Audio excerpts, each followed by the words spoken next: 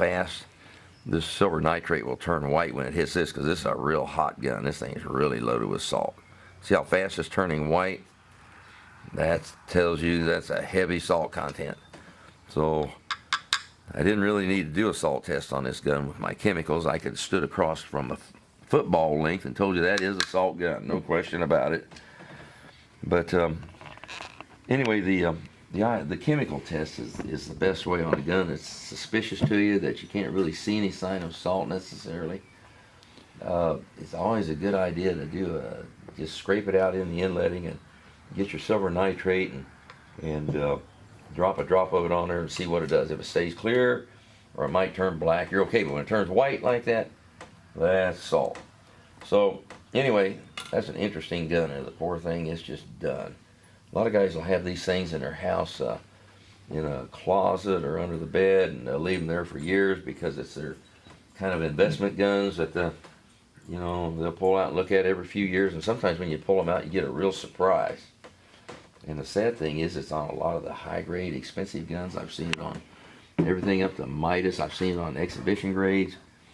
Thousands of dollars worth of guns there was, salt wood on them. So anyway, that's a few pointers on salt guns as to what to look for and how to test them, and how to get where you can recognize them. Like I say, always look for the years of manufacture on Superposed. This is an S7, so it's a 67. If you see an S, an S tells you it's a 12 gauge gun. V would be for 20 gauge, but if you see an S7, 8 or 9, or 0, or 1970, if it says S70, those are years that you got to watch for. It started early in the 1966 and went up, and they stopped it in the early 70s. So in guns in that range right there, just always be watching for them.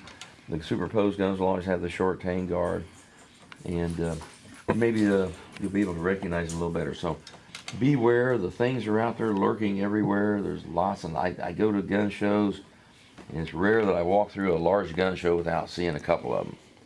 And guys will oftentimes tell you that they're not salt guns, that apparently they just got a little wet, or just stored in a luggage case, and it's fine, it's not salt. No, be watching for them. They're out there, and it's a very expensive fix.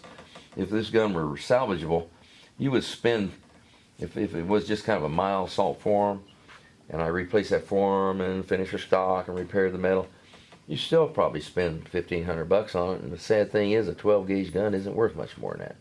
You can kind of justify it on the small bores, but if you get a salty 12 gauge gun, it's just hardly worth putting any money into it, because when you get done, you just don't have anything. So beware, the things are out there, they're everywhere, there's lots of them.